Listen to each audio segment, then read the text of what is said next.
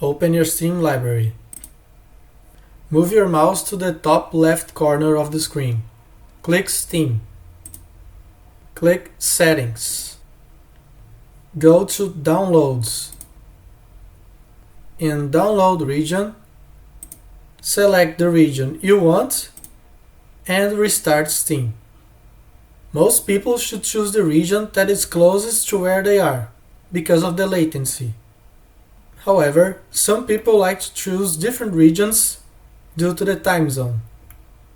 As different regions and countries in the world have different time zones, this means that some servers may have a higher or lower traffic, and in some cases, this may influence on the download speed. So select the region you want and restart Steam. Like and subscribe to support my work, and thank you for watching.